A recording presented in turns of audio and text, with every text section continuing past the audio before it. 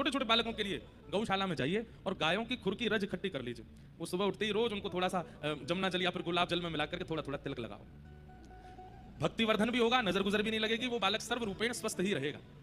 गैया का मूल्य और महत्व हम जानते नहीं, हमारे लिए वो जीव मात्र रह गई है। ठाकुर जी देखिए 6 दिन बाद जैसे ही पूतना आई राक्षसी से निवृत्त होने के लिए गौशाला गए, गौमूत्र से स्नान करके गौ रज को अपने माथे से लगाया। ऐसी गौ के प्रति प्रीति हमारे चित्त में नहीं है।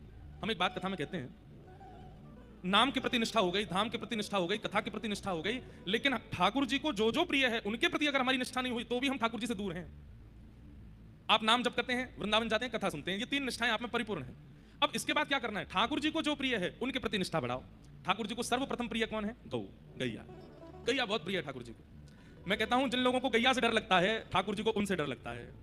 जैसे गैया देख करके लोग दूर रखो दूर रखो, ऐसे आप भी राधारमण जी जाते होंगे तो राधारमण जी दूर है पास में, मुंह तो डर लगे भैया, तू गैया से डर है। जिसको गौ गोबर और गौ मूत्र से घृणा होती है नाक बंद कर लेता है, ऐसा भक्त जब अपने ठाकुर जी का भोग लगाता है ठाकुर जी भी नाक बंद कर लेते हैं। तो मेरी गैया में घृणा हो गई, मुंह तो तैयार रही है। सबसे पहले हरि को जो प्रिय है उन वस्तुओं से भी प्रेम करो, तो सबसे पहले है गाय। दूसरे नंबर पर प्रकृति, चाहे वो वृक्ष हो, चाहे वो मिट्टी हो, चाहे वो नदी हो, चाहे वो पहाड़ हो, चाहे वो आकाश हो, प्रकृति से बहुत प्रेम करते हैं ठाकुर जी।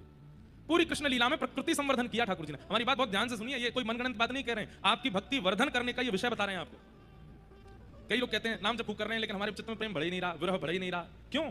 ये आपके चाहने से नहीं बढ़ेगा। ठाकुर जी को आपसे प्रेम होगा तो अपने आप स्वतः सब कुछ बढ़ने लगेगा, और ठाकुर जी को आपसे प्रेम हो उसके लिए ठाकुर जी को जो प्रिय है उनसे आपको प्रेम करना पड़ेगा। उसमें सबसे पहले गौ, दूसरे नंबर पर प्रकृति। प्रकृति से अगर आपको प्रेम नहीं है तो ठाकुर जी को आपसे प्रेम नहीं। कहीं भी ठाकुर जी महल बिहारी नहीं है, हर जगह ठाकुर जी कुंज बिहारी, जो सघन कुंज में रहते हैं।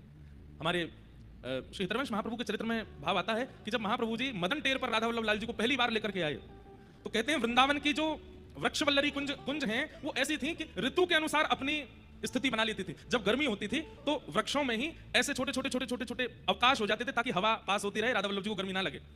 जब वर्षा होती थी तो वही लता पत्र इतने घने हो जाते थे कि छतरी की तरह पूरी वर्षा आगे पीछे से निकल जाए, लाल जी भीगे नहीं। सर्दी हो जाती थी तो वही लता गुल इतने घने हो जाते थे कि शीत शिशिर से ठाकुर जी को गर्मी ना लगे। ठाकुर जी तो लता बिहारी हैं, कुंज बिहारी हैं, पत्र बिहारी हैं, वन बिहारी हैं। महलों में तो बाद में बैठे जब आक्रांताओं ने आक्रमण किया। ठाकुर जी जैसा कोई आनंद वाला नहीं, वो तो महादेव तो फिर भी शमशान में बैठते हैं, 4 दीवारी तो वहां पे भी होती है। ठाकुर जी हमारे वृंदावन बिहारी वो तो वन में ही बैठते हैं, उनको वन ही प्रिय है। तो ठाकुर जी की दूसरी प्रिय वस्तु क्या है? प्रकृति। ठाकुर जी की तीसरी प्रिय वस्तु क्या है?